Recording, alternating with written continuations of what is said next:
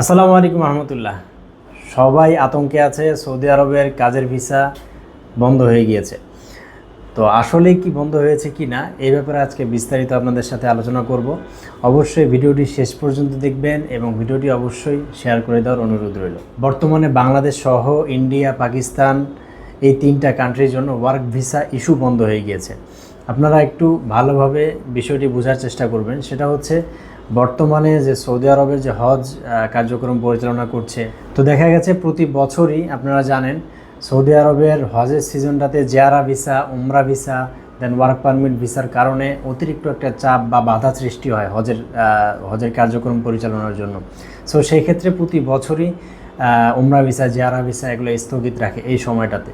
So সেই জায়গা থেকেও এটা হতে পারে যে এই বছরে আপনার এই চাপটা কমাতে ওয়ার্ক ভিসা ইস্যুটা বন্ধ রেখেছে। ওয়ার্ক ভিসা ইস্যু হচ্ছে না, অর্থাৎ আপনি বা সৌদি আরবে যদি আপনি যে ব্যাংকে যে টাকা ঢালতে যাবেন বা ব্যাংকে যে গভর্নমেন্ট যে পেমেন্ট আছে 2000 রিয়াল ভিসা ফিজ, সেটা পেমেন্ট করতে গেলে আপনার বাংলাদেশ, পাকিস্তান, ইন্ডিয়া এই তিনটা কান্ট্রি কোনো নামই আসতেছে না। সো সেই ক্ষেত্রে পেমেন্ট না করার ফলে পেমেন্ট নিচ্ছে না, দেন সেই কারণে ভিসাটাও ইস্যু হচ্ছে না। তবে পূর্ববর্তী যে সমস্ত ভিসাগুলো আপনার ওঠানো আছে বা ওকালা করা আছে, এগুলা সম্পূর্ণভাবে কাজ চলমান থাকবে। এগুলা পূর্বের ন্যায় যে সমস্ত কার্যক্রম করে আপনার ভিসা স্ট্যাম্পিং করে, বিএমইটি করে সুন্দর মতো তারা যেতে পারবে, কোনো সমস্যা নেই। তবে নতুন করে যারা বই জমা দিতে যাচ্ছেন বা নতুন করে বই জমা দিচ্ছেন, যদি পূর্ববর্তী ভিসার ওকালা থাকে বা ওকালা করা থাকে বা ইস্যু করা থাকে, সেই ভিসা থেকে আপনার ভিসাটা করতে হবে। আদারওয়াইজ নতুন ভিসা ইস্যু করতে গেলে ভিসা আপাতত হচ্ছে না। তবে আশা করছি এটা ঈদের পরেই হয়তো স্বাভাবিক হয়ে যাবে, এটা আশা করছি। তার কারণ হজের কারণে প্রতি বছরই যেমন একটা চাপ সৃষ্টি হয়, সো সেই জায়গাতে সৌদি গভর্নমেন্ট হয়তো কিছু সময়ের জন্য এটা স্থগিত রেখেছে। কারণ আপনারা জানেন সৌদি আরব ভীষণ 2013 পর্যন্ত তারা একটা বিশাল বড় একটা ভীষণ তাদের আছে। সো সেক্ষেত্রে তাদের অনেক কর্মী প্রয়োজন।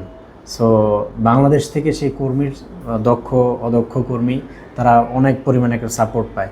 তো আশা করছি তারা এই ধরনের কাজ করবে না, ভিসা বন্ধের এ ধরনের কোনো ধরনের দুঃখজনক খবর আসবে না। তো আপনারা একটু ধৈর্য ধরেন, ইনশাল্লাহ যারা নতুন বই জমা দিতে যাচ্ছেন ভালোভাবে ইনফরমেশন নিয়ে তারপরে বই জমা দিবেন।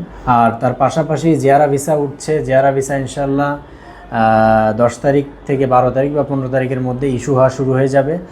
আর প্রসেসিং তো অলরেডি অ্যাপয়েন্টমেন্ট নেওয়া যাচ্ছে। তো যারা প্রসেসিং করাতে যাচ্ছে আমাদের থেকে প্রসেসিং করাতে পারেন।